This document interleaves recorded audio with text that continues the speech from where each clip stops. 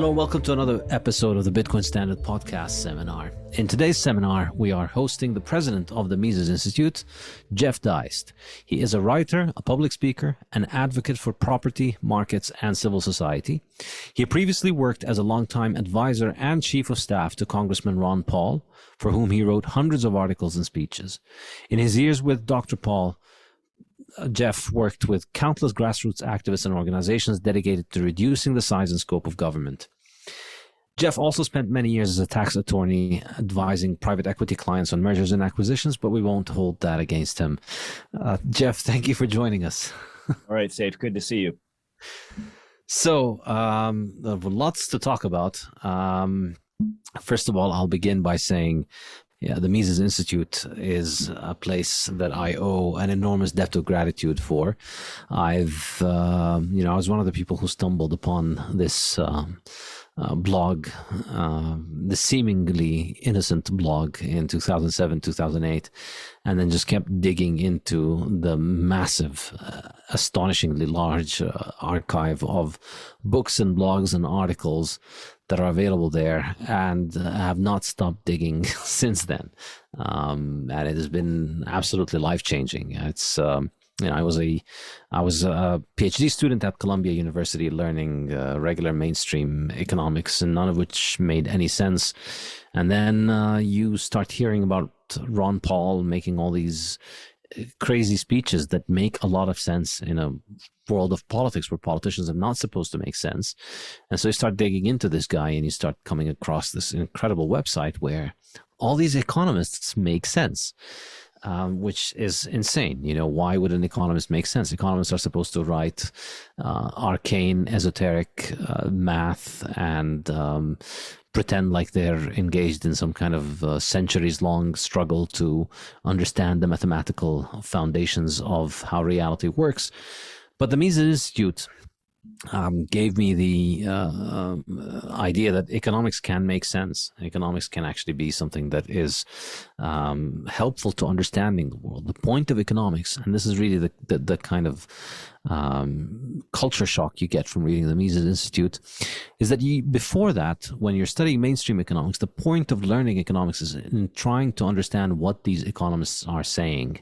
And then when you understand what they're saying, you don't learn anything useful for the real world. You just learn what those people are saying, and then you can pass your test and get your degree and get a job.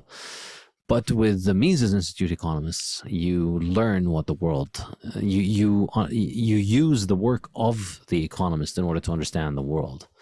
So thank you very much for everything that you do with the Mises Institute. And I'm wondering if you could tell us a little bit more about the Institute, its history, and your role, and the milestones in its development over the years. Well, if we think about economics, I would say over the last year in particular, economists and other social scientists have done a very poor job of helping us understand the world. And in particular, with respect to the unseen, right? The unseen of all these COVID policies is going to be the real story over the next 5 or 10 or 20 years. The alcoholism, the depression, the weight gain, the drug and alcohol abuse. I mean, it's just going to be incredible. And so social scientists are supposed to help us understand the human world, like natural or physical scientists are supposed to help us understand that world. And most economists aren't doing that. They're basically stuck in empirics and mathematical modeling and statistics and trying to help us see what's happened in the past, not to understand the world in terms of human action or what we would consider a proper praxeological approach. So I'm not sure that I'm still as animated by the idea of the Austrian school as this thing off to the side. It's more now where we're talking about rational, reasonable people versus irrational, unreasonable people. And so I think the Austrian school is got a lot of new applications. I think it has a lot of new proponents and adherents. I think people are understanding that economics doesn't work. It doesn't really help society. It doesn't help us understand the world. It doesn't make us richer or happier or wealthier. It just does dumb things like fail to predict the housing crash of 2007, for example. And it gives us central banking, and it gives us minimum wage, and it gives us basically intellectual veneer and cover for the political class. And so when economics does that, that gives the left ammunition to say, oh, this is just kind of a pseudoscience. This is all here to just create a bunch of intellectual cover for capital, for the wealthy. This isn't a real science. And so I understand that critique. I think economists have to bear some of the responsibility for that. So I hope that the Mises Institute is a counter to all that. I hope it's just a gigantic free school for anybody who wants to avail themselves of it. Maybe a little, maybe a lot. Maybe some people just want to consume the occasional tweet or the odd article to improve their understanding. Maybe some people want to really delve in and read 900-page books and come study this and make this part of their life. I don't really care. I want to be a full service organization for those people. But the question I have for you, Saif, is, what kind of a clown world we live in, what kind of a high time preference society that's been created by the political and banking classes. And so it's very easy to look at the landscape and say, Jeff, this is not the time for 900-page books written by guys from the 1800s, right? Or even the 1900s. And I understand that. But the flip side is, what matters, what lasts, what's timeless, what is universal across time and space. And I think the answer to that question is, since there's fewer and fewer people willing or capable of sitting down and doing the hard work of reading those 900-page books, are those people going to matter more or less in the future? I think they're going to matter more, because the Mises Institute is not here so that we can plant a flag on top of the pile of rubble, some kind of Mad Max scenario 20 years from now, and say, see, we were right. We were right about all this stuff. That's not the point. The point is to help people learn and to hopefully reach what I guess we could call cynically, maybe like Albert J. Nock, a remnant. People who are interested in having a world, a civilization, a society that's real, that has a foundation, and that means capital accumulation. There's no two ways around it. And increasingly, in my opinion, that means that our goal is that we're really talking about separation more than persuasion. If you spend any time on social media, you'll know that, either people have gotten a lot crazier, or they were always crazy and now we just know about it because they can spout off on social media all day. I don't know which one of those is the case, but it's clear that a significant portion of the population in the West believes enormously illiberal, crazy things. Yeah. And so since we have limited time and resources, since scarcity is a fact, how do we spend our time and energy? Do we try to reach them all? Do we try to win national elections? Do we try to think that somehow liberalism is going to stand up to illiberalism? Or do we try to identify and begin to segregate ourselves? And that can take place in a variety of ways. That doesn't necessarily mean geographic secession or something like that, or even geographic concentration of like-minded people. But it does mean, I think, in a business sense, in a capital sense, in a political sense, in an economic sense, we have to just understand that we're trying to build a world, or improve a world anyway, for people who can be reached. And that's not necessarily everybody. And I think when we get off this idea of political universalism, of the bad kind of globalism, a political globalism, that it's really very liberating. And so, I hope the Mises Institute is doing good for people. I know it does on an individual level. It's a very tough time to say whether we do any good on a societal or wider level. It's a very anti-intellectual age in which we find ourselves, but we want to be the biggest, best school that's free, that's digital, that's out there instantaneously for anybody. And so increasingly, I'm starting to view the role of our website anyway is just to be a gigantic free library. And we're trying to buy up the rights to all kinds of books for which we don't own the copyright. And we're trying to improve our library function. So a free school is what I hope the Mises Institute is.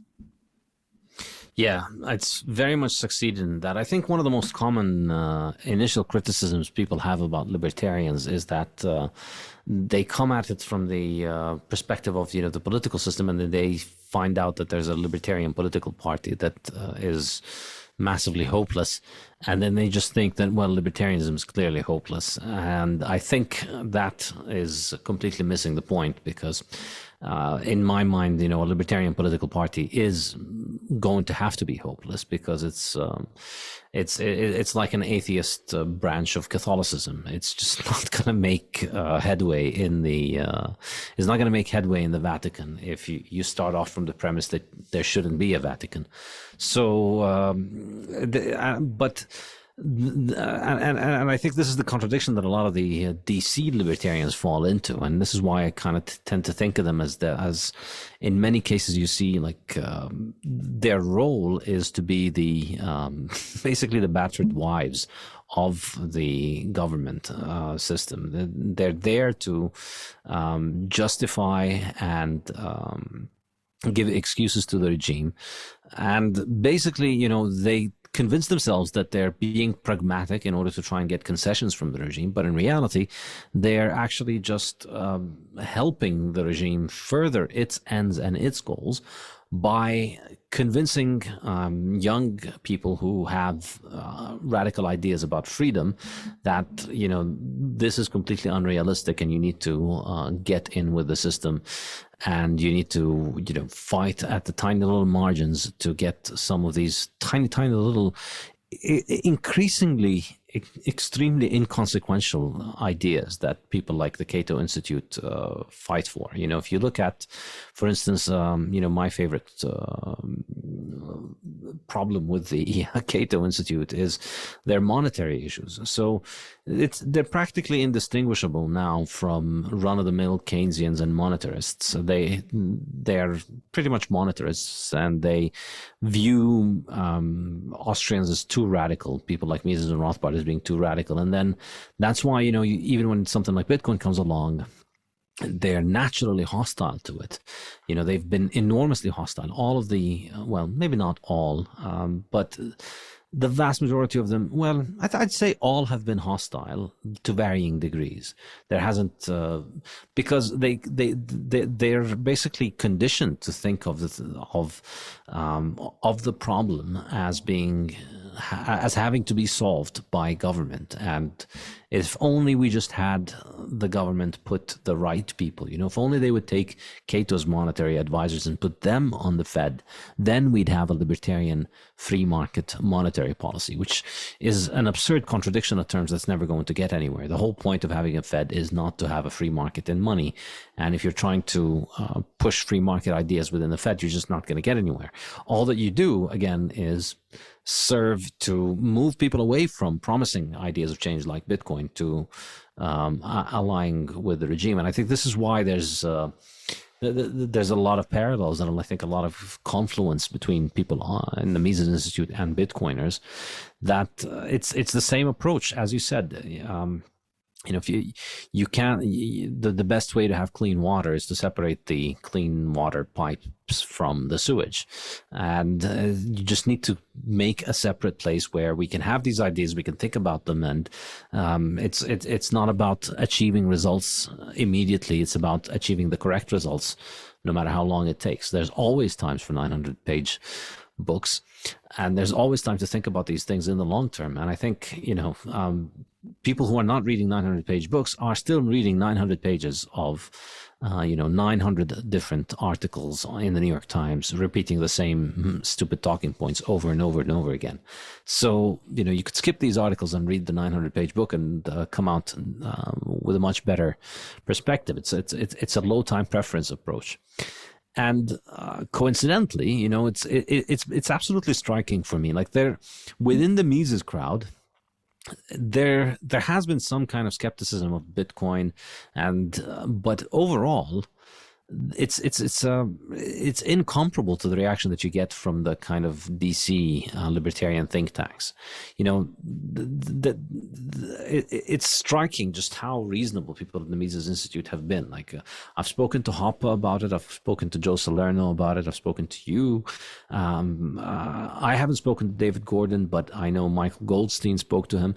And so, most of these people had problems with Bitcoin initially, but then, and of course, all of us had problems with Bitcoin initially. Everybody thinks about it. But then the notion that we're going to have a money that is separate from the state is something that makes sense. They're not hostile to it. They might not necessarily, get all the technical aspects of it. They might not be enthusiastic about it, but they're definitely not hostile to the idea that we're going to separate money from state and we're just going to have a software program that everybody can audit, replace money. And, once you kind of go over a few of the technical problems that people have with it, then the reaction is, yeah, well, let the market decide. Ron Paul, of course, is like that as well.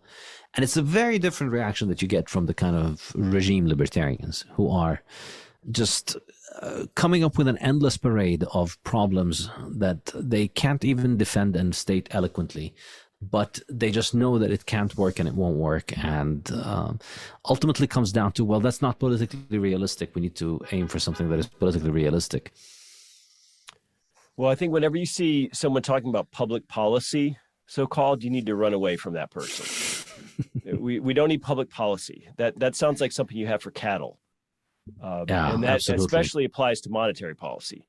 I mean, when people are talking about, well, we want to have this and that monetary policy, and any sort of rules-based Fed, any sort of NGDP targeting, all these ideas, the minute there's a crisis or an exigent circumstance, central bankers throw this stuff out the window. They don't follow rules. They're operating in an ad hoc manner to save their own skins in many cases. And some of them are true believers, to be fair. So I don't like the idea of public policy. Look, your American viewers will know that the chairwoman of the banking committee in Congress is Maxine Waters. Okay, she is a crazy person.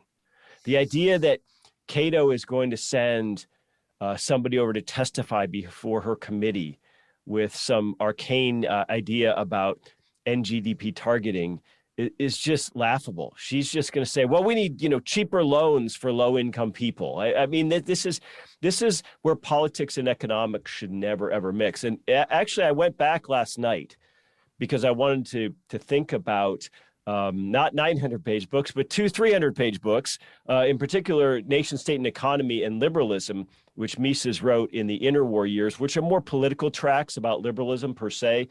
And you should read those, people, because those are only like 300 pages. You can read them quick. And for Mises, liberalism meant the wholesale separation of economy and state. So sometimes we lose sight of that when we're talking about libertarianism as this sort of feel-good liberation theology where you should, there shouldn't be any of these uptight social strictures, and you should just go out there and engage in self-actualization.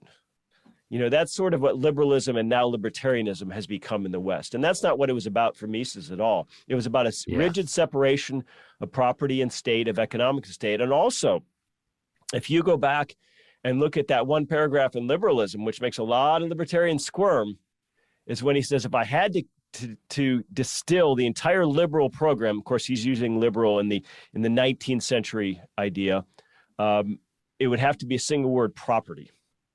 Okay, it's not about living your best life and just be yourself, and it's not about having to accept a host of what I would consider left cultural precepts. That's an appendage. That's a barnacle with which I don't particularly agree, but I would say that people don't have to agree. So, it's tangential Bitcoin, at best. It's tangential, but more importantly, high time preference societies tend to devolve very quickly. And the idea that we are going to have, less external governance, but also no internal governance strikes me as a crazy proposition. In other words, we ought to be for all the intermediary institutions that stand between the individual, the hyper-individual, and the state, rather than against them. So that's a little bit of a detour from your question. But I do think that when Bitcoin came along, it posed a serious challenge to Austrians and libertarians. My own thinking on it has evolved a lot, but albeit gradually, starting with Bob Murphy, and then Caitlin Long helped me quite a bit. And then your book came along, And prior to that, I had been sort of this mindset, well, we love the idea of denationalization of money. We love the idea of competing currencies, but is Bitcoin just a particular brand among many? And we shouldn't advocate one over the other, like Toyota over Honda or something like that. And that was sort of my, I guess, dopey thinking before reading your book. And so I've changed on that in the interim. I think that in Austrian circles, there certainly has been a lot of resistance. I think part of that is just because gold was considered the ideal alternative to government fiat for so many decades by people who think like us. And there's some resistance, it's not so easy to drag people from a long held belief, especially people above a certain age. And to be fair, though, to the gold bugs, I think part of that was that I believe Bitcoin was promoted and sold in too much of a high-tech manner. Algorithms aren't technology per se. They can be very, very complicated, but algorithms have been around. And this idea that Bitcoin is this futuristic crypto thing for these kind of perpetual travelers who live on islands off of Singapore somewhere or something like that. I think it should have been sold as a digital commodity, the next step, better than gold for certain reasons. And it should have been sold to soccer moms who are worried about their kids. It should have been sold to older people who are worried about inflation eating away at their savings. So there was some antagonism perhaps on both sides, but I've certainly come around myself. And what the future of gold will be, I've had to change my thinking on that as well. Michael Saylor has disabused me of some of that thinking, and also the idea that gold might have a future like silver once had, or silver has today, as a result of, at least for pure monetary uses, its inferiority to gold. So all of this is subject to opinion. I don't want the Mises Institute to be a Bitcoin promoter. I don't view that as our role, but I don't want us to be a Bitcoin antagonist either. So that's my Weasley answer, Saif. No, I agree with you. I don't think it's a Weasley answer because I think, you do quite a bit of work to educate about Bitcoin. But yeah, I think you're absolutely correct in that this is the Mises Institute. It's not a Bitcoin Institute. We have the Satoshi Nakamoto Institute, which focuses on, promoting the works of Satoshi with a focus on Bitcoin. But the Mises Institute is, the work of Mises, and it has a wider remit. And I think it would be as powerful as Bitcoin is. I just don't, I think it would kind of be distracting from the overall mission. I know a lot of Bitcoiners give me and give you trouble for that. But I think I don't particularly see a problem with it. I think it's. I think your approach has been quite reasonable about it. That and you're absolutely correct. I think the initial image of Bitcoin, which for many years I'd heard about Bitcoin and I just kind of dismissed it because I did not think that it had these properties that would make it really replace gold, that would get us rid of gold. Initially, again, it was promoted as just a faster, cheaper PayPal. That was the main idea, and only, I would say, around 2014, 15, 16, does it become clear that this is a pretty powerful monster that is not out there competing with PayPal. This is a monetary policy that is set in stone. Nobody can change this. Nobody can edit it. And once you start thinking of it this way, then yeah, it begins to make sense that this is going to be a very big deal. I think that's the conclusion that you arrive at from this. But back to the Mises Institute. Tell me more about the history of the institute. How was it started, and what is its initial mission? I know Rothbard played a role in that, and Lou Rockwell. Can you tell us a little bit more about this? Well, the aforementioned Cato was going to be the home of Rothbard, and Rothbard intended to create a real viable Austrian outpost. People don't know this, the Cato Institute started in San Francisco. Roy Rothbard was out there before it moved to Washington. So the idea was to Austrianize free market economics, which was mired in Milton Friedman and monetarism, in supply side stuff with Reagan coming in. So that was the goal. Rothbard had a falling out with the Cato Institute, felt that they were moving in a direction that wasn't hardcore or pure or Austrian. So as a result of that, Lou Rockwell got involved with Murray, made a few phone calls, and it turned out that Auburn University, of all places, was looking for potentially a partner. And so the Mises Institute, which had a friendly trustee on the board, which had some very friendly economists in the department at that time in the early 1980s, came down here to Auburn, Alabama. I'm very glad that happened, because I think at this point we need to turn our backs on and ignore Washington, D.C. I think we ought to, and Brussels for that matter, and the UN and the ECB and the WEF and the all these international organizations for monetary policy, the IMF, et cetera. I think these centralizers have done a huge disservice to us. And so I benefited quite a bit from not being in DC. And I think in hindsight, it's absolutely beautiful that we're not. And so we got to start on campus. We were involved with the Auburn University Econ department. I'd like to point out that we actually paid rent to Auburn University. We weren't housed by them or anything. And then Lou started raising some money on his own, and we were able to build a building across the street, and we've expanded that building a couple times since. And so that's almost 40 years ago now. So over the years, we have tried to be a place where Austrian economics could be explored in full. Contra some of our critics in DC, we are not simply about Mises and Rothbard and Hoppe. You can go through our archives and find tons and tons of work by Menger and von Weyrwerk and Wieser and lots of other economists in the tradition. We certainly take the Misesian strand of that pure praxeology, which I think Rothbard improved upon in many ways. And we also haven't been afraid to shy away from some of the implications, which are interesting. I mean, Mises and Rothbard, they wrote about everything. Mises was intimately involved in the Vietnamese Chamber of Commerce and business policy and tax policy there.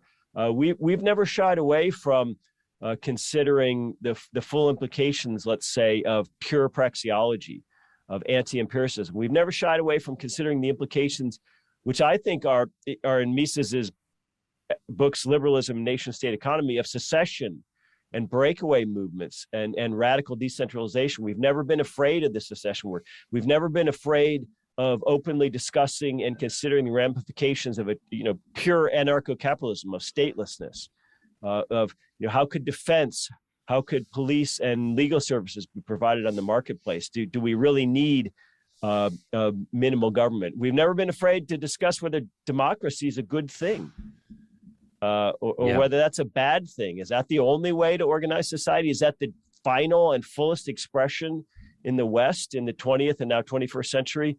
Is that the enlightened endpoint of liberalism? Well, no, it clearly isn't. Democracy in the West was a disaster in the 20th century. So I'd like to think that we have been radical. I'd like to think we've been uncompromising. And I'd like to think that we've carried on the intransigence, I guess is the word, of Mises and Rothbard in that sense. Yeah, I think, obviously the critics will take any deviation from government propaganda as a sign of, you're inflexible and you're dogmatic and you're, and of course it's all projection. Like if you don't agree with the Overton window of DC accepted debate, then you're considered just a dogmatic fanatic. But in reality, it's astonishing the intellectual width of debate within the Mises Institute itself is far wider than the entire politically correct space of everyone in DC. Within the Mises Institute, as you said, secession, democracy, these are topics that are discussed, and there are people that are in favor of them, and there are people that are opposed to them within the institute, and they get together in the meetings and they discuss it, and it's usually pretty cordial and respectful and intellectual, which is much more than can be said about, the broader debate in the general public arena, where these topics are just, there's a clear idea of what is considered acceptable, and it's a very narrow range between the Republicans and the Democrats. They accept it. Immigration is another one. Within the Mises Institute, there's a lot of debate on that topic, on the topic of immigration, and it's it might make people uncomfortable, but it's a place where you get to hear the different perspectives on this issue and how it should be tackled, and the role of the police, and the role of the military, and the role of the government in terms of national defense. There's a huge variety of perspectives within the institute, which you don't find within general debate, and it shows that in my mind, I think it's just like with economics, the government perspective, the government propaganda perspective, is absolutely limiting and suffocating. And I think, you were saying earlier whether you're not sure if people have gotten crazier or the internet has made us realize that people are crazier.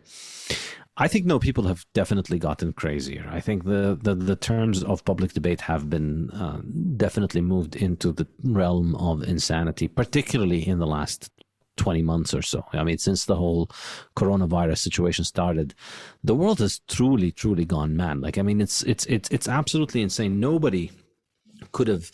I think even the most fanatic hysterics today, even the people who are still calling for shutdowns and lockdowns and in the most fanatic way, even those people, if you spoke to them in 2019 and you asked them, I think the best way to do it is tell them, your political opponent wants to do this. What do you think about it? They would have said, this is crazy. And yet, a year later, they were calling for it. And people from all across the political spectrum are into this kind of insanity. And it's deeply illiberal in a way that it was just unimaginable in the vast majority of the world, not just in Western liberal democracies. I mean, it's all over the world. In Latin American countries, in Asian countries, the move toward the idea that your movement from your home needs the permission of your local health czar, and your ability to open your business, and how many people can you accommodate in that business, and how many people you can fit into it, and what hours you operate.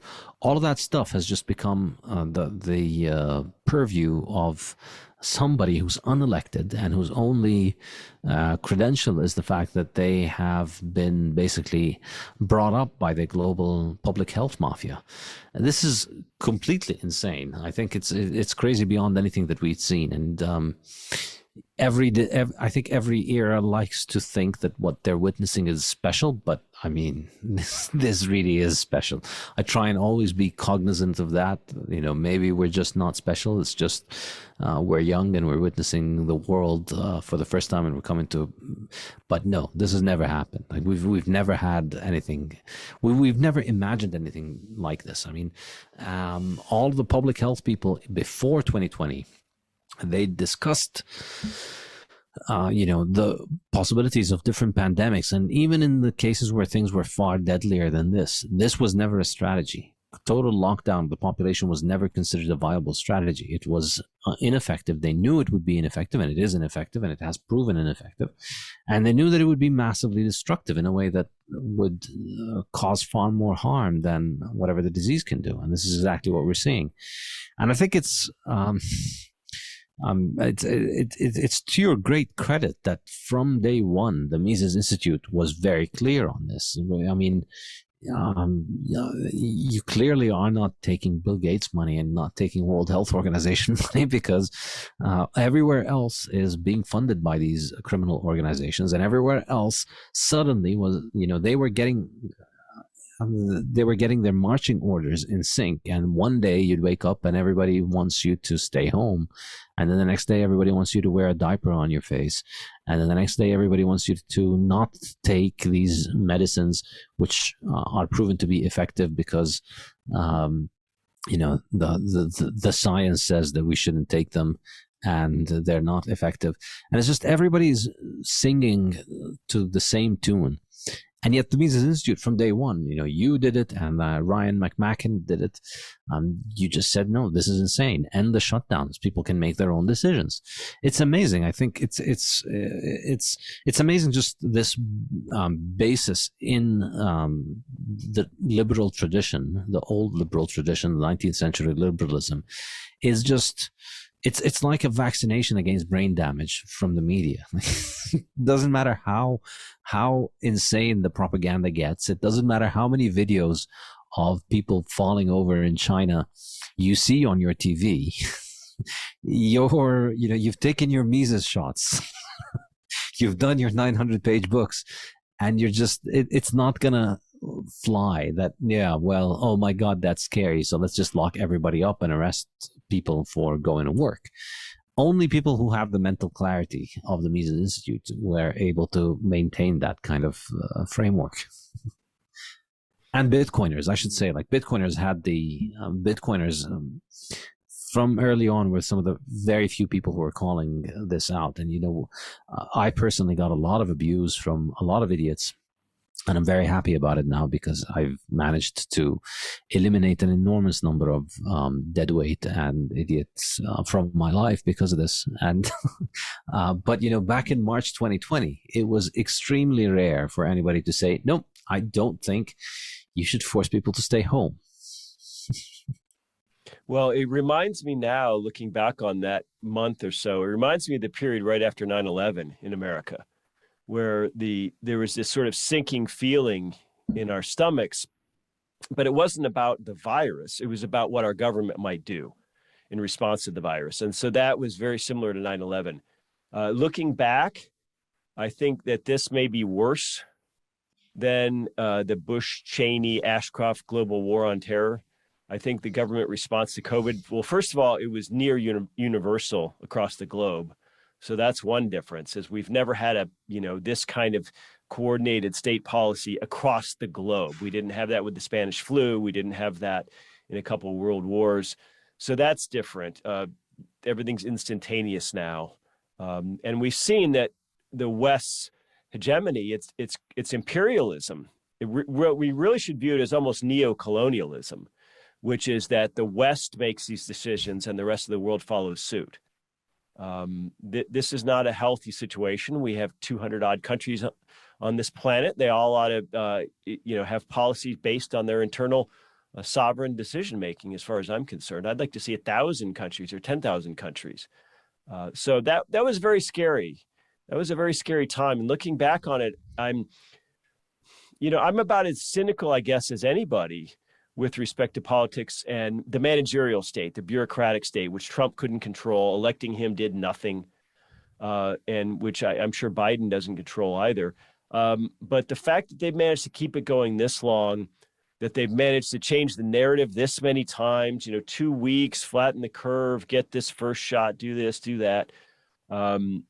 Everyone thought in March, well, this will all be over. By the end of the summer, surely we'll be back in school in the fall, and that didn't happen. So, the fact that they've been able to do this around the world is really something. It's breathtaking. It's pretty scary. I mean, this world had enough problems with money and entitlements and war prior to COVID policies. And what's so remarkable about all this is that economists, the social scientists who should have been out there sounding the alarm, saying, look, just because someone's a public health expert, so-called, just because someone's a doctor, and most of them don't know much about immunology and virology, by the way. They don't learn that stuff in medical school. But even those who do know about that stuff, I mean, that doesn't mean that they're equipped to make the cost-benefit decisions for society as a whole on any of this stuff. That's crazy. We don't just allow scientists to run our lives. During the Blitz in London, people went to work. During the plagues, during the Spanish flu, people went to work. So the idea that we just sort of drop everything, like children almost, that we just abdicate our own individual or personal decision-making to these medical doctors, and they decide whether we have our restaurant open or whether we can get on an airplane, or whether our kid stays home all day and gets depressed. that's crazy. And so economists, as social scientists who are supposed to be out there helping us see the unseen. What's the unseen, right? The unseen is the opportunity costs, the trade-offs, all the harms which are going to wash over our society and our economies over the next 10 or 20 or 30 years as a result of these lockdowns. I mean, teenagers lost a year and a half, well, so far now 2 years in their development. Infants, it's like a Twilight Zone show. Infants were looking up at these masked faces. What is that going to mean for early childhood development?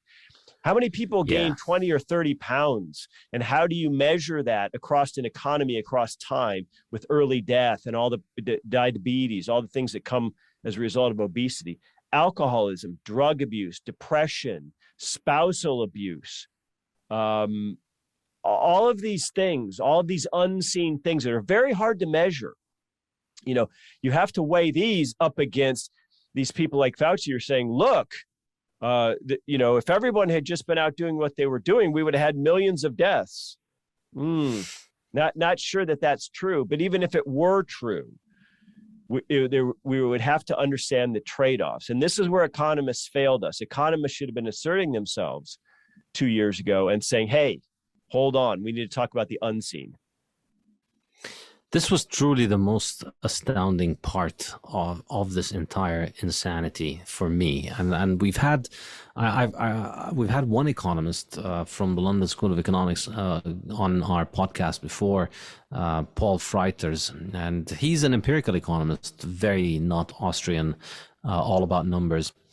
And he was shocked, and I was shocked that he was like this exception, because this is what I expected all empirical economists to do. Like I went to the LSE and to Columbia University, and I studied a lot of empirical economics with a lot of empirical economists, and I know that these people will try and calculate and measure the most obscure and arcane little details and consequences of things. So there's, they get hundreds of thousands of dollars to study, what is the impact of giving one African village a little bit extra food for, 1-year-olds, and then they'll follow these 1-year-olds 10, 20 years down the line and quantify the impact on their income and on their IQ and on their height and on their everything. And there's an enormous industry of empirical economists out there measuring the impact of all kinds of things. And of course, you and I have our problems with that because ultimately, without theory, this doesn't tell you anything. And of course, this can be used and utilized and abused in all kinds of different ways. And I think I still expected that, you'd get these stat nerds to speak up and say, well, if we're going to shut down the world for 2 weeks, which is what it was initially, this is the impact. This is how many people are going to die from unemployment, and how many people are going to die from poverty. This is how many cancer diagnoses are going to be missed. This is how many malaria cases are going to die. This is how many tuberculosis patients are going to be dying because they won't be getting their treatment, AIDS patients, etc., etc. And yet, all of these empirical economists, all of these essentially regime bootlickers, they were just out there trotting out the same stupid propaganda that was being put out by the World Health Organization and all these other organizations. It's just, we need to do this because otherwise millions of people would die according to the model. And suddenly, these models, these completely nonsensical models of millions of people dying, were just touted as if they were reality. And then the empirical economists were just measuring how many lives we saved based on comparing it to the model. And of course, ignoring the glaring cases of Sweden and Belarus, which never implemented lockdowns and didn't get to see any of this mass devastation and death that everybody else was mentioning. It's truly astounding. And I think as I said earlier, it's a great credit to the Mises Institute and to Austrian economists for being some of the very few economists to speak out against this without needing to do sophisticated math. But I think it's also a damning indictment of this sophisticated math, because even, for all of my appreciation of what Paul Freiters has done, this clearly shows that numbers without theory, numbers without a guiding framework, the numbers without without a praxeological basis are just basically they're prostitutes that can say whatever you want. You just focus your analysis on one part of the story and you can make those lockdowns look great, and you focus your analysis on something else, you can make the lockdowns look bad.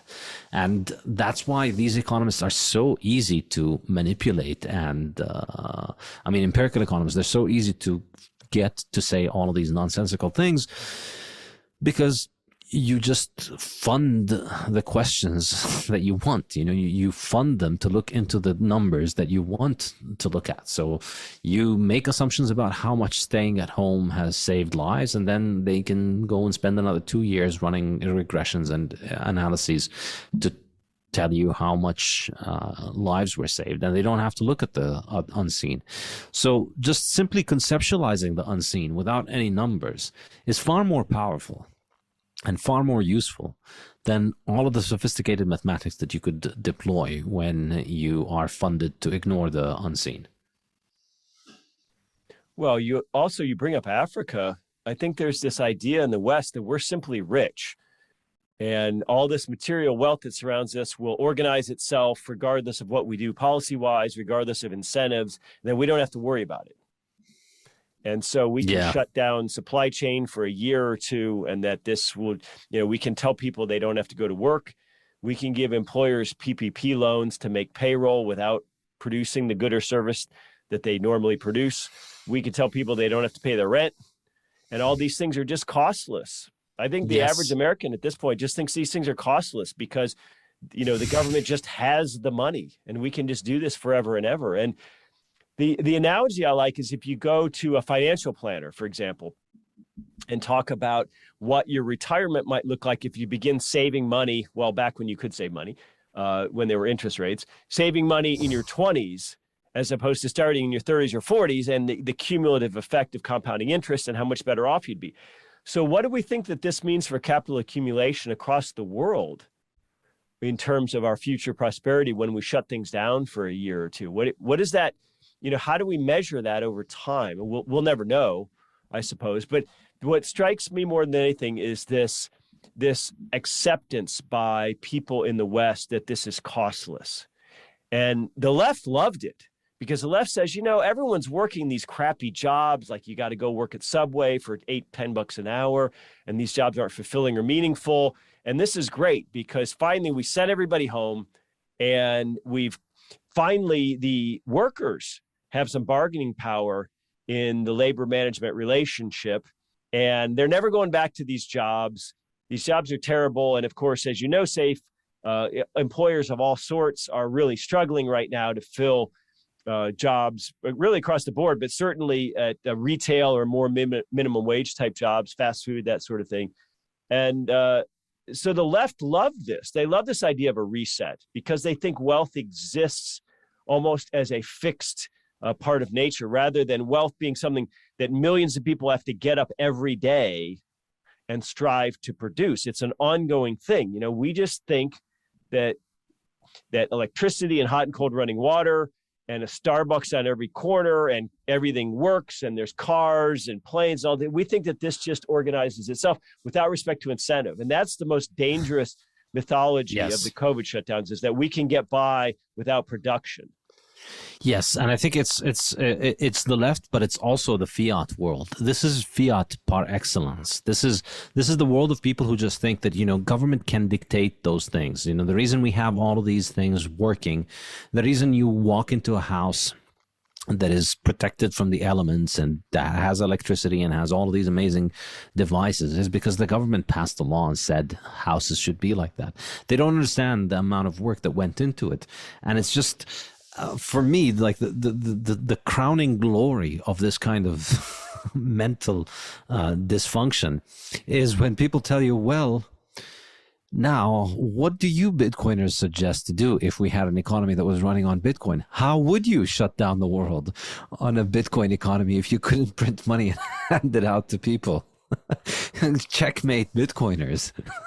As if, as if, the fiat just allows you to suspend the rules of economics. And now, the government just hands out money, and then everything, we create prosperity.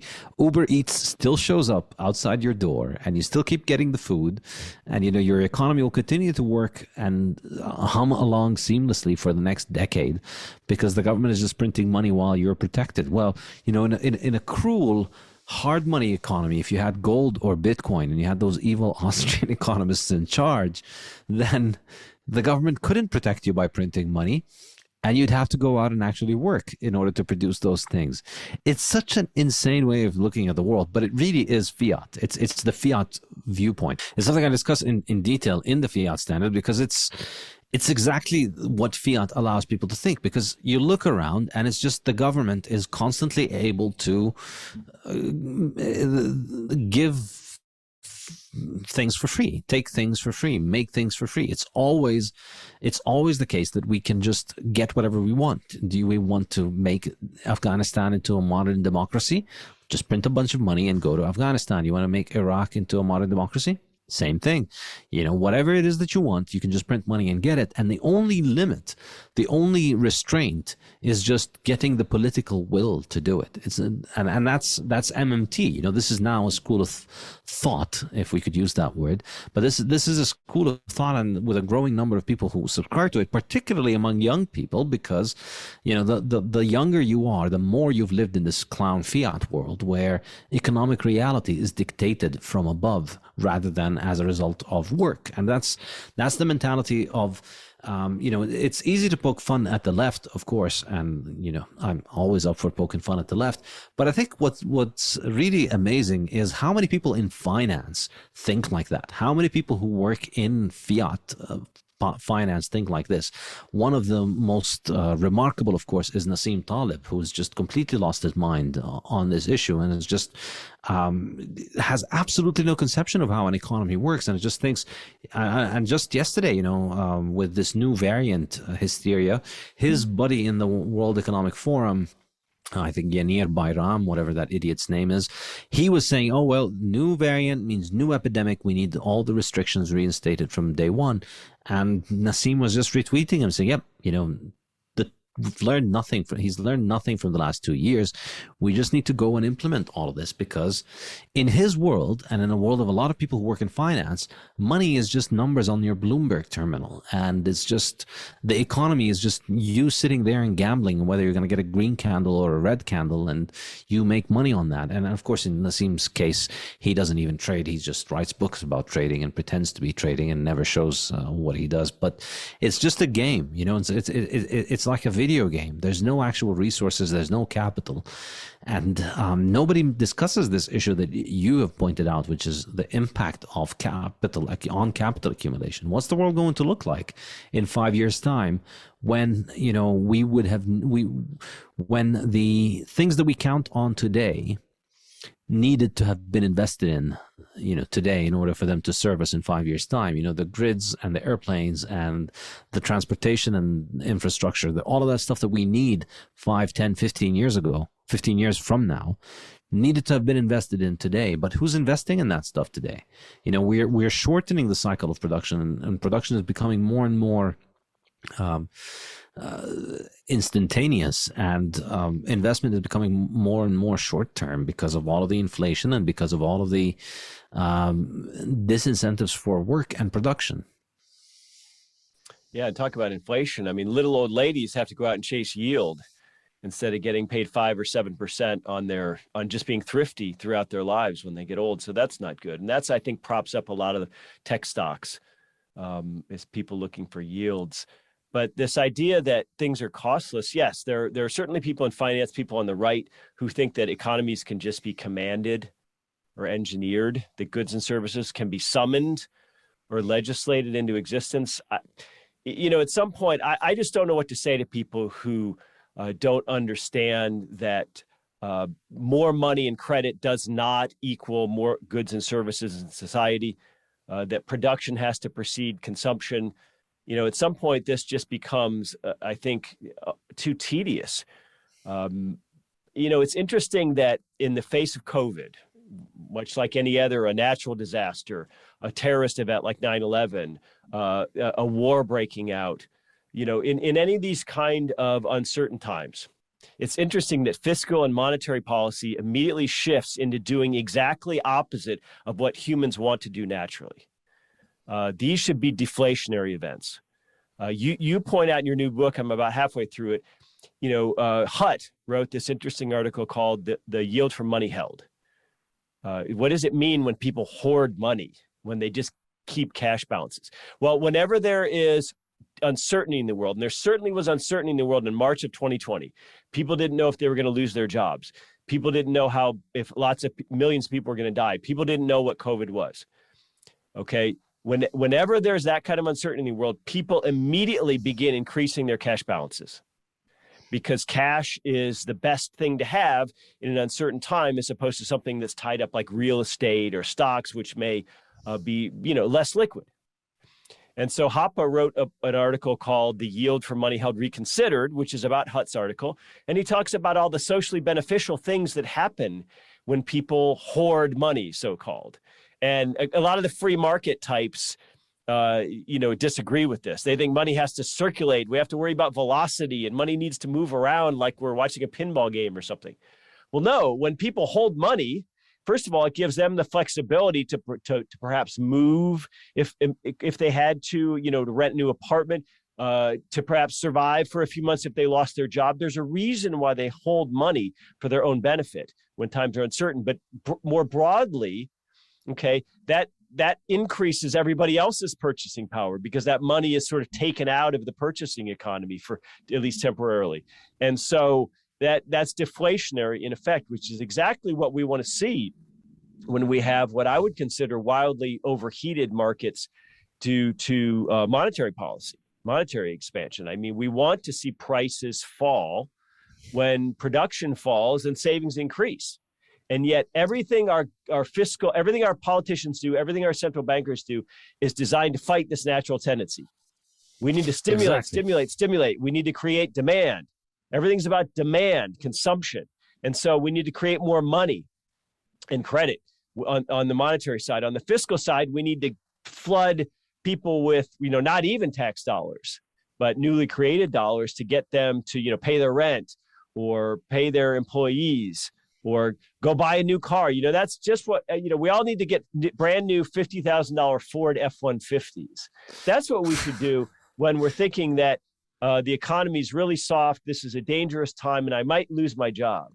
So if I might lose my job, the smart thing to do is go out and get a $50,000 Ford F-150, and worse yet, make payments on the thing, right? But that's exactly what our system encouraged last year. And as a result, auto dealers in the United States anyway had both the worst months for many of them in their existence and the best months not long after.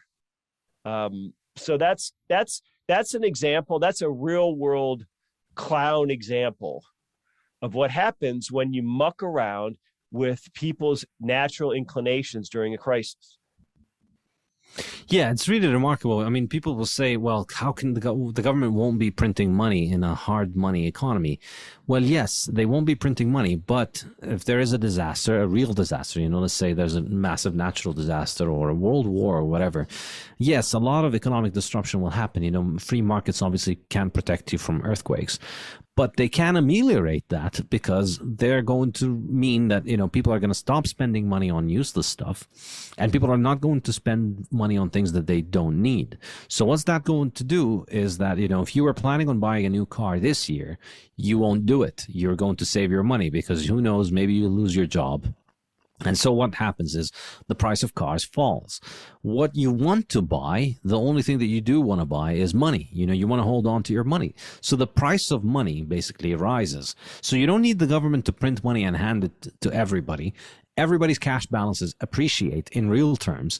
because everybody's holding on to their money. So at that point, goods become cheaper. And that's the way in which we ration those goods. Goods become cheaper because there's no new demand for them. So the new cars that have been made already will only go to the people that really, really need them. Everybody else is going to save up their money, and everybody's money is going to appreciate, so they can buy more. And that's how you weather the storm. That's what you do. It applies on a personal level. It applies on a national level. If you're in trouble, you stop spending on frivolous stuff and you save. But fiat world just flips all of this on its head. It's remarkable. Well, I'm gonna say that I think your new book is an important one. I think in many ways it is elaborating on the themes that Guido Hülsmann presents in his book, The Ethics of Money Production, which is that monetary debasement, or just, I don't even want to call it debasement. Let's just say political control of money, political money that serves political interests. What that does to a society in terms of creating high time preference and what that means for families, for work, even for one's own personal integrity and morality. I think your book is really fleshing that out and going into particular industries like food. So it's a fascinating topic, the cultural implications of monetary policy. And there's not too many people talking about that. Let's just say everything's viewed as this technocratic set of dials and knobs, and we just sort of fine-tune things to get optimal production from the barnyard animals. And that's not how it works. Yeah. It's very good for me that nobody wants to talk about this stuff, because it's clearly hitting a nerve for a lot of people who can really see this stuff. Like, clearly, the kind of money that you use in every single trade with the rest of the world and with yourself is going to have an effect. But nobody wants to talk about it among the economists, except basically Hülsmann and me and a few other Austrians here and there, which is great because it just means, more sales for my books. So I encourage all other economists to continue to stick to their NGDP targeting models. That'll surely work out one day when the Fed appoints you, and you get to show us how you are actually right with all of these equations. Right. If we just get the right Fed chair, this is, I think, this is what Washington, D.C. gives us. It gives us this idea that we fix things politically, and that's too far gone now. The money's too far gone. The politics are too far gone. The entitlements are too far gone. It's like you're in a car, and it's going around a sharp curve, and you're going too fast, and there's a steep drop off, a cliff beyond the curve. Well, there's a point at which there's no amount of braking or counter steering or anything else is going to save you from going across that cliff. And that's why I think our mindset really ought to be on building things rather than trying to save things. Very much so. And I think, it's this mentality, it's not even that you can actually be the right person in the Fed. Like, there is no right person in that job. The right person in that job is no person in that job. And I think, recently you and I were both commenting on St. Louis Fed taking on the role of Betty Crocker and giving the world dietary advice about how to handle their Thanksgiving. And so, unsurprisingly enough, and this was amazing because it came exactly in the week in which I published my book. And in my book, there's a huge chapter on Fiat Food, on how government intervention in the food market has resulted in the degradation of the dietary experience of the average person in the world today, and a shift in the Overton window of what is considered food. And it's allowed the inclusion of all kinds of industrial waste into our food supply, pushed and promoted by governments because this stuff helps hide inflation. And this is the kind of thing, generally, I've said before that, like, my North Star in life is the jeering of idiots. When idiots start jeering me, I know I'm onto something important. And it happened with coronavirus. It happened with Bitcoin. And it happened with this discussion of fiat food. You know, when I started talking about this, a lot of people were laughing that this is ridiculous. He likes his meat and he's trying to pass off his diet as being something more profound than just him liking steaks. But I wrote a whole chapter about it, maybe 10,000 words in the Fiat Standard on this. And then thankfully, you know, the Federal Reserve chose to give me this amazing gift on the week of the publication of the book, where they decided that, hey, you know, if you actually substitute your turkey, instead of eating an actual turkey, if you make your turkey out of soy, you'll get more proteins per dollar. And it's amazing. And you had a very astute comment about this, which is that, you know, the more central planning happens in the monetary realm, the more we will inevitably have the central bank have to intervene in all aspects of life. Yeah, it's pretty scary to see the new woke language at the Fed and at central banks in general. You pointed out earlier that younger people, you know, who've grown up in this, younger economists at central banks, let's say even really under 40, but certainly under 30, a lot of them are brilliant in terms of pure IQ and horsepower. They went to Wharton, they went to Harvard, they went to Stanford, but they've never really seen a bear market, and they've never really seen interest rates, and they really have no conception of the history of economic thought.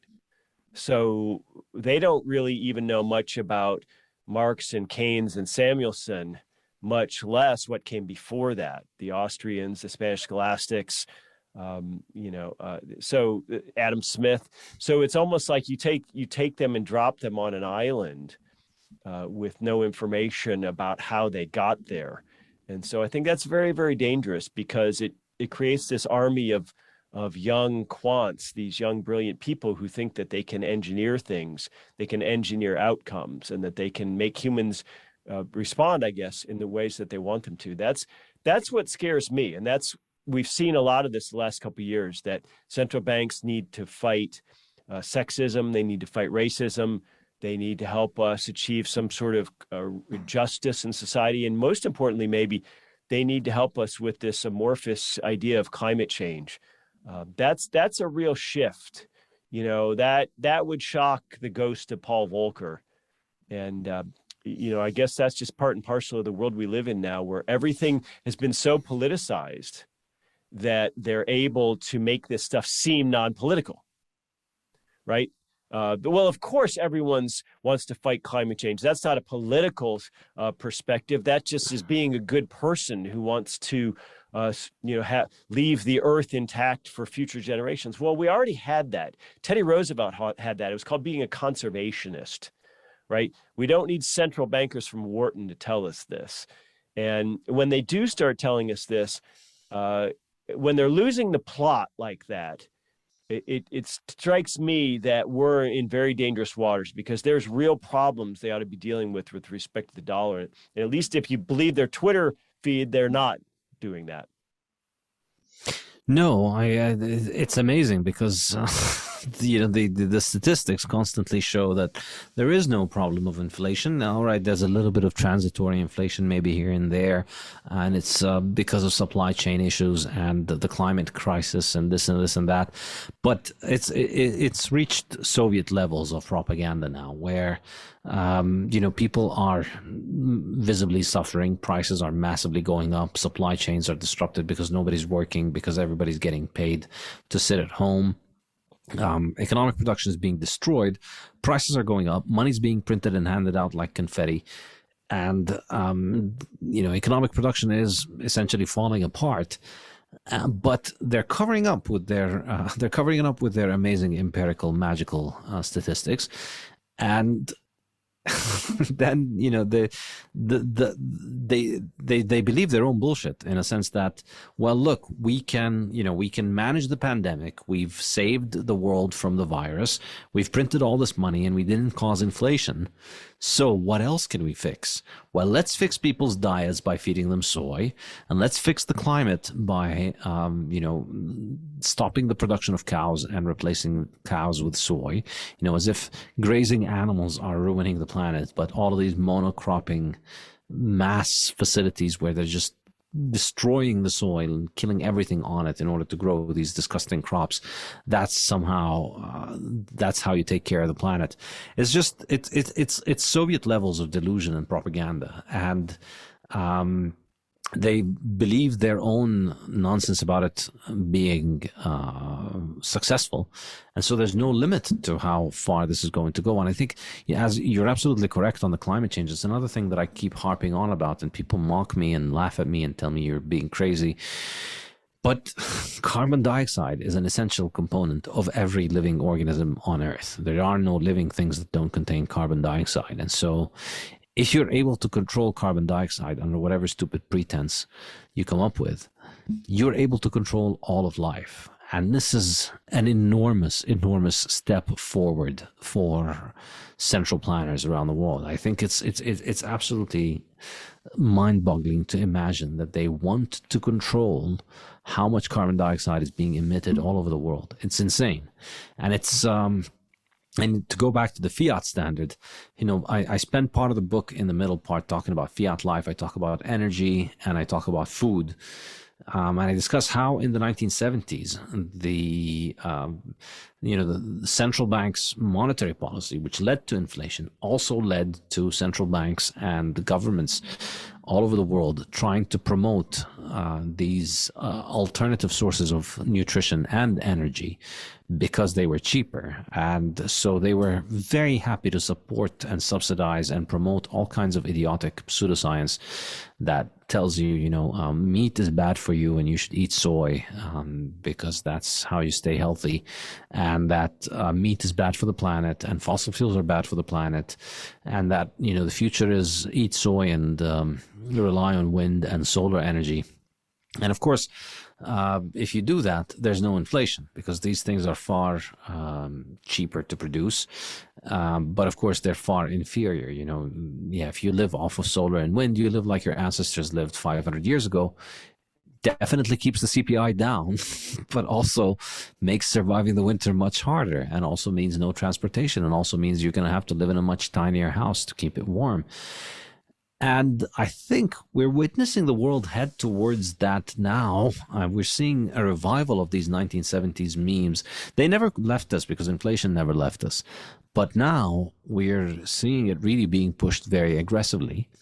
And when you add in the prospect of central bank digital currencies, and this is the thing I discussed in the last chapter, when you add the prospect of central bank digital currencies, which are going to allow central banks to have basically complete control over every dollar of spending that you do, and social credit scores, and we're already seeing all of this Vax passport stuff is just a prelude to that. There's a reason why all of the people who are hysterically afraid of the virus are also hysterically afraid of climate change, and also believe that inflation is not a problem, because inflation is not going to be a problem if you have a social credit score system and the central bank digital currency that limits you to 50 grams of beef a week and 300 milligrams of gasoline a month, or whatever it is.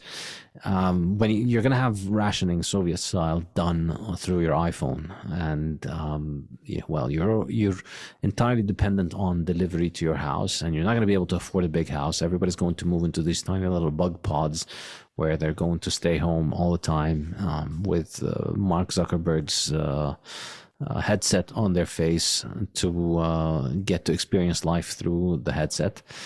And you're going to eat the soy, you're going to live in the pod, and you're going to not move, and you're going to stay cold, and there will be no inflation.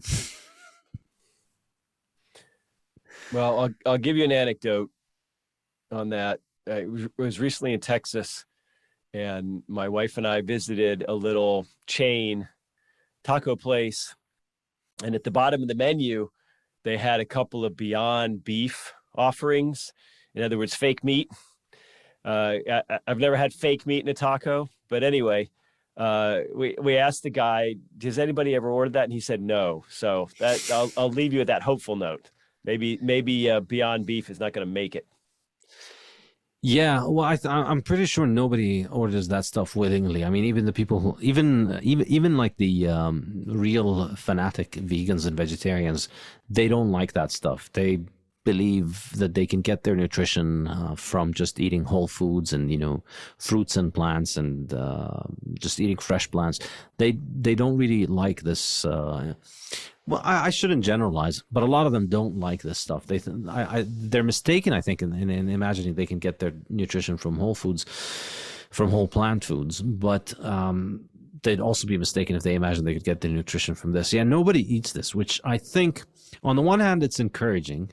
On the other hand, it's even more worrying because these things are everywhere and nobody eats them. And yet they are everywhere. It's incredible how far they're being pushed everywhere. It's incredible that the World Economic Forum wants you to eat them. It's incredible that the Economist magazine has a new story about this garbage at least once a month and about how you have to eat it and how it's good for you. It's and the pathologization, the criminalization of the idea of eating meat is spreading more and more. Even people who eat meat are apologetic about it and like, well, we're just waiting for the day when they make lab grown meat, as if such a thing is even possible.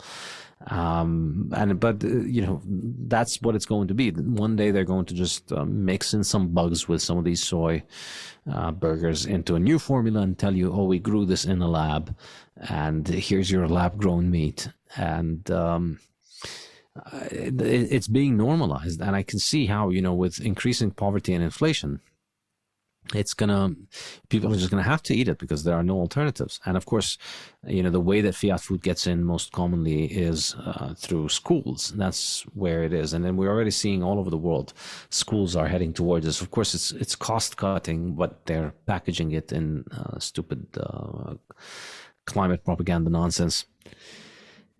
It's a scary time, but on a positive note, reading the Mises Institute's archives and holding Bitcoin protects you from this. It's the inoculation you need to resist the Great Reset.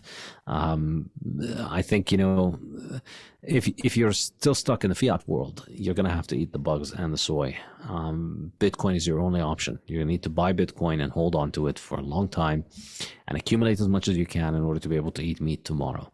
I think many Bitcoiners are going to be disappointed. They're going to get rich in dollar terms, but with inflation, I think, people who are thinking, all right, I'm going to become a millionaire in Bitcoin, in their mind, when they started stacking sats, I'm going to become a millionaire meant living like a king. I think in a few years' time, being a millionaire is going to basically mean living like middle-class people lived in the 1990s.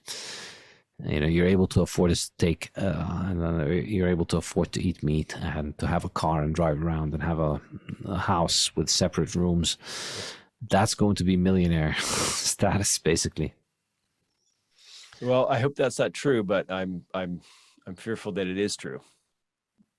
Yeah. All right. One other question I want to talk to you about, your Human Action podcast. I listened to that quite a bit and I really enjoy it. You talk about the great books and you host some Austrian economists to talk about the great books. Make the pitch for people who haven't dug into the 800-page tomes. Why are those books great and why should people read them? Yeah, I really dug myself a hole. I was looking at, there's too many podcasts. And I thought, God, do we need a podcast? Do I need a podcast? And I thought, well, how can I distinguish this podcast? I said, well, let's just focus on books and mostly econ theory. Now, not entirely. Sometimes we get into political science. Sometimes we get into philosophy, related topics, occasionally even fiction, anti-war stuff. But for the most part, econ theory. And so almost by definition, that is not the broadest audience.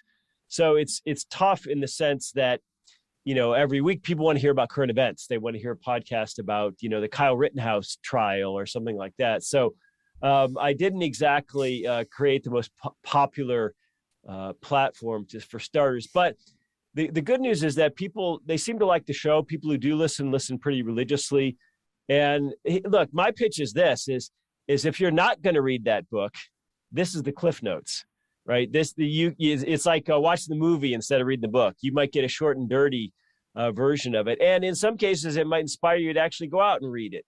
But when look, when there's actually a 900-page book, we go through that over multiple shows. So we don't rush through things. But it's not for everybody. It's a little bit of an acquired taste.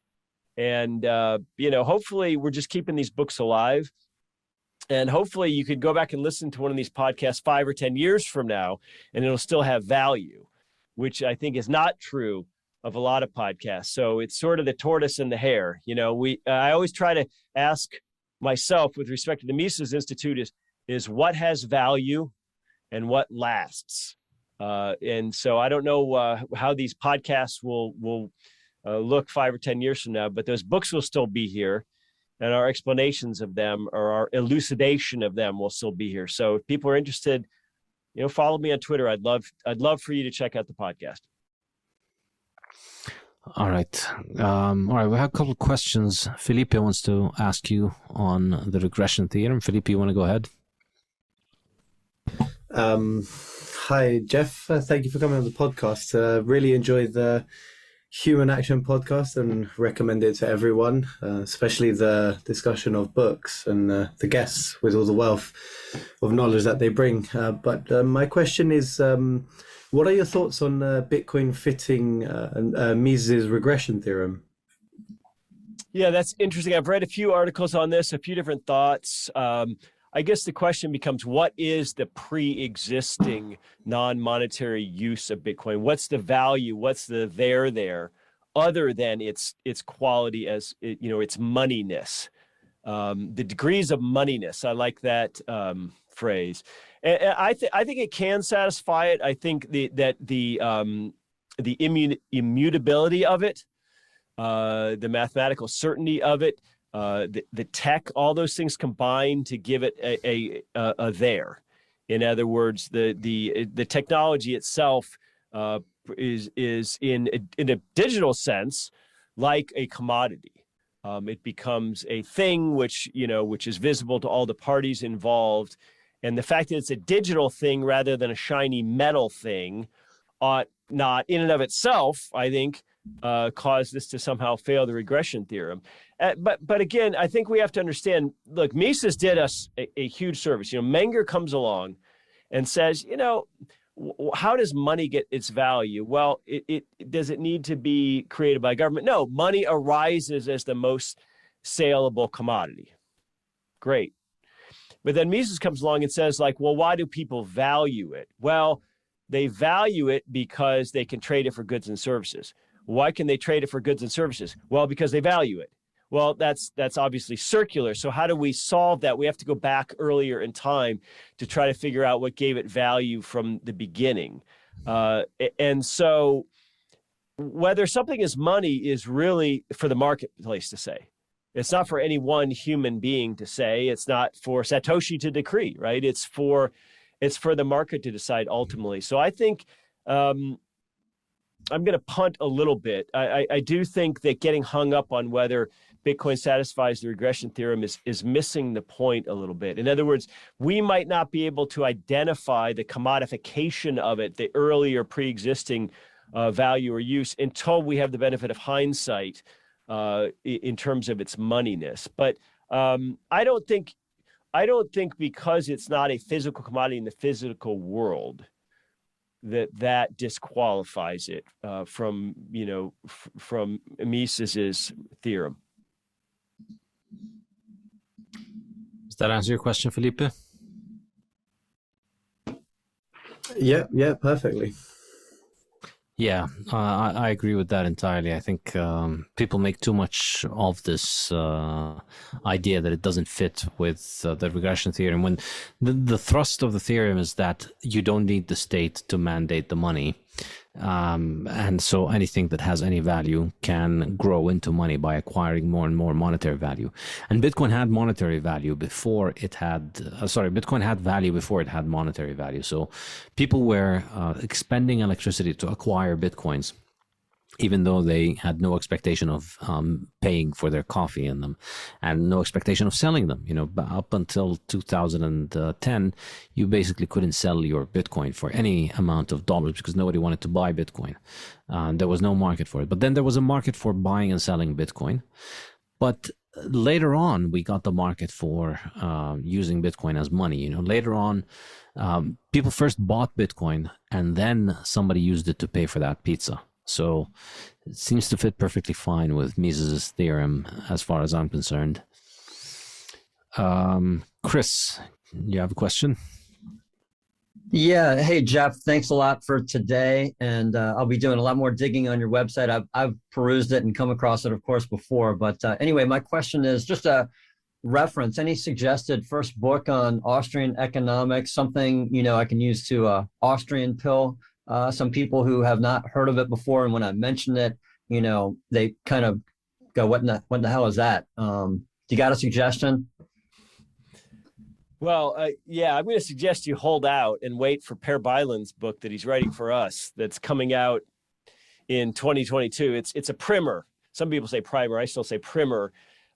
So what we asked Per to do, and there are some very short introductions to Austrian economics. One of them is by Randy Holcomb, for example, but a lot of these were published by academic publishing houses. And so you get this thin little volume, costs $98 or something crazy like that.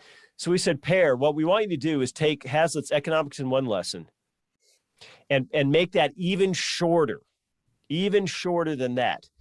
And try not to have language which is temporal about current events. Make this a timeless book and basically take Austrian economics into a few distinct silos like capital theory and money and method and that sort of thing, and create Economics in One Lesson, but for Austrianism. And so this is going to be almost pamphlet. I mean, we've tasked him with keeping it at 100 pages or fewer. It's going to be paperback. It's going to be dirt cheap. I mean, we'll probably give a lot of them away. It'll be maybe $2 or something.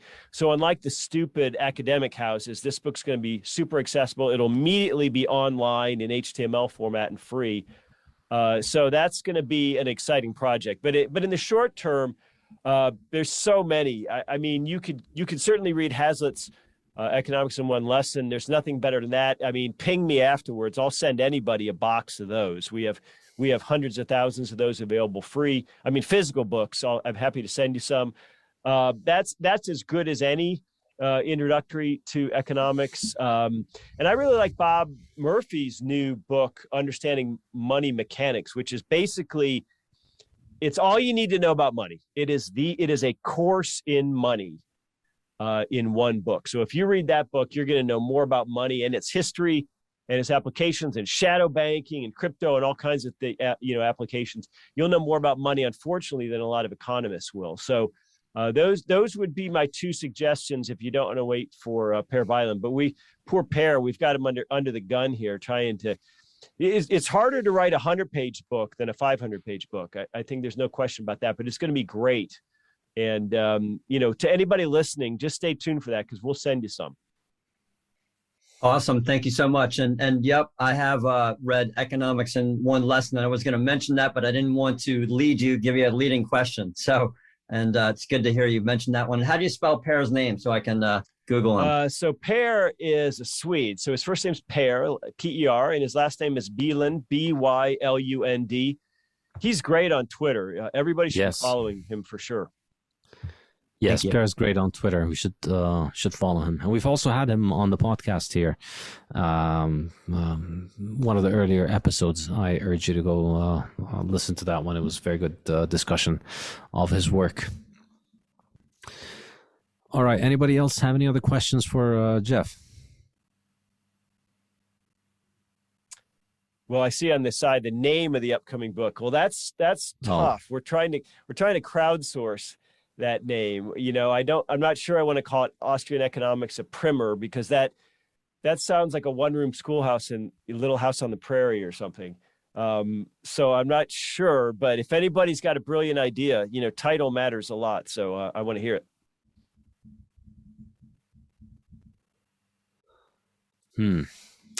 Hopefully you'll get some good suggestions from some of the listeners for the podcast.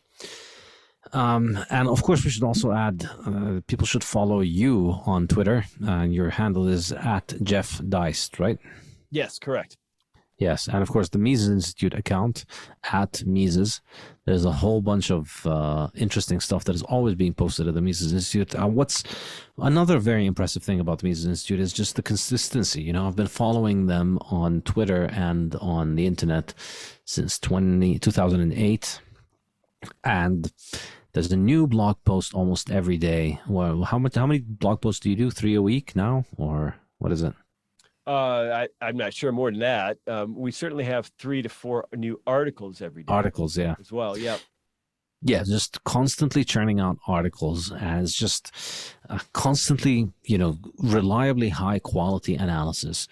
Always makes you think, always interesting, always smart, and always a very welcome change from just the incessant noise of the regime propaganda apparatus.